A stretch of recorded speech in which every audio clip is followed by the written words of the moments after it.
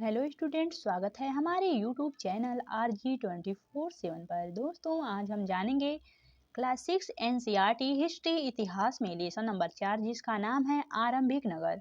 तो आइए देखते हैं इसमें पार्ट 4। गुजरात में हड़प्पा कालीन नगर का सूक्ष्म निरीक्षण। कच्छ के इलाके में खदीर भेद के किनारे धौलावीरा नगर बसा था।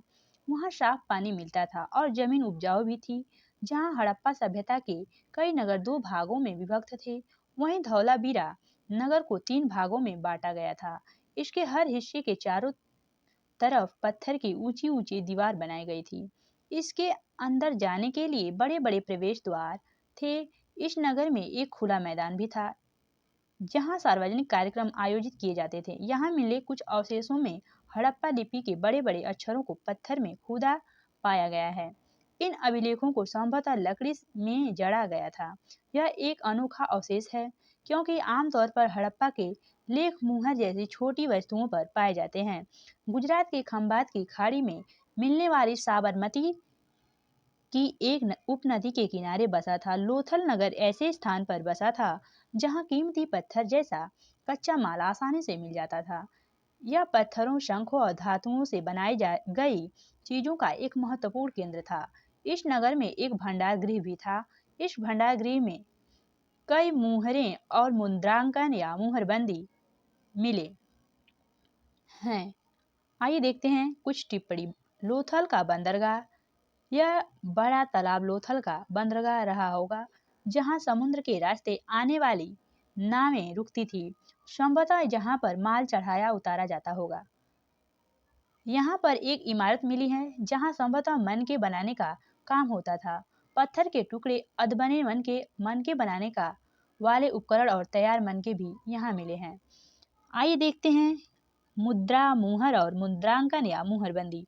मुहरों का प्रयोग सामान से भरे उन डिब्बों या थैलों को चिन्हित करने के लिए किया जाता होगा जिन्हें एक जगह से दूसरी जगह भेजा जाता था। थैले को बंद करने के बाद उनके मुहानों पर गीली मिट्टी पोतकर उन पर मुहरें लगाई जाती थी। मुहर की छाप को मुहरबंदी कहते हैं। अगर यह छाप टूटी हुई नहीं होती तो यह साबित हो जाता कि सामान के साथ छेड़छाड़ नहीं हुई है। आज भी मुहरों का प्रयोग होता है। पता लगाओ कि मुहरों का प्रयोग किस लिए किया जाता होगा। आइए देखते हैं सभ्यता के अंत का रहस्य। लगभग 39 साल पहले एक बड़ा बदलाव देखने को मिलता है। अचानक लोगों ने इन नगरों को छोड़ दिया। लेखन, मुहर और बाटों का प्रयोग बंद हो गया। दूर दूर से कच्चे माल का आयात काफी कम हो गया। मोहनजोदड़ो में सड़कों पर कचरे के ढेर बनने लगे। जल निकास प्रणाली नष्ट हो गई और सड़कों पर ही झुग्गी नुमा घर बनाए जाने लगे। यह सब क्यों हुआ, कुछ पता नहीं। कुछ विद्वानों का कहना है कि नदियां सूख गई थी। अन्य का कहना है कि जंगलों का विनाश हो गया था। इसका कारण यह हो सकता है कि ईंट पकाने के लिए ईंधन की जरूरत पड़ती थी। इसके अलावा मवेशियों के बड़े बड़े झुंडों से चारागाह और घास वाले मैदान समाप्त हो गए होंगे। कुछ इलाकों में बाढ़ आ गई, लेकिन इन कारणों से यह स्पष्ट नहीं हो पाता है कि सभी नगरों का अंत कैसे हो गया, क्योंकि बाढ़ और नदियों के सूखने का असर कुछ ही इलाकों में हुआ होगा। ऐसा लगता है कि शासकों का नियंत्रण समाप्त हो गया। जो भी हुआ हो, परिवर्तन का असर बिल्कुल साफ दिखाई देता है। आधुनिक पाकिस्तान के सिंध और पंजाब की बस्तियां उजड़ गई थी। कई लोग पूर्व और दक्षिण के इलाकों में नई और छोटी बस्तियों में जाकर बस गए। इसके लगभग 1400 साल बाद नए नगरों का विकास हुआ। इनके बारे में तुम अध्याय 6 और 9 में पढ़ोगे। आइए देखते हैं अत्यंत्र। अपने एटलस में मिस्र ढूंढो। नील नदी के आसपास वाले इलाकों को छोड़कर मिस्र का अधिकांश भाग रेगिस्तान है। लगभग 5000 साल पहले मिस्र में शासन करने वाले राजाओं ने सोना, चांदी, हाथी दांत, लकड़ी और हीरे जवाहरात लाने के लिए अपनी सेनाएं दूर दूर तक भेजी। इन्होंने बड़े बड़े मकबरे बनवाए जिन्हें पिरामिड के नाम से जाना जाता है। राजाओं के मरने के बाद उनके शवों को इन्हीं पिरामिडों में दफनाकर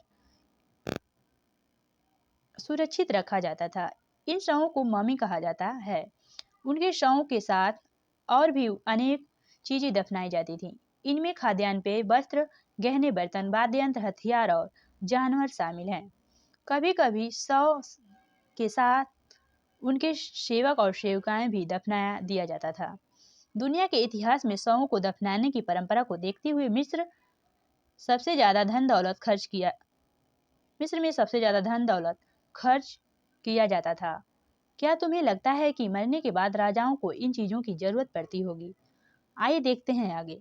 कल्पना करो तुम अपने माता पिता के साथ 4000 साल पहले लोथल से मोहनजोदड़ो की यात्रा कर रहे हो। तुम यात्रा कैसे करोगी? माता पिता यात्रा के लिए अपने साथ क्या क्या ले जाएंगे और मोहनजोदड़ो में तुम क्या देखोगे? धन्यवाद दोस्तों। अगर वीडियो पसंद आएगी तो लाइक शेयर सब्सक्राइब कमेंट करके जरूर बताइएगा। अगले लेसन की जानकारी हम अगली वीडियो में देंगे। तब तक के लिए धन्यवाद। जय हिंद, जय भारत।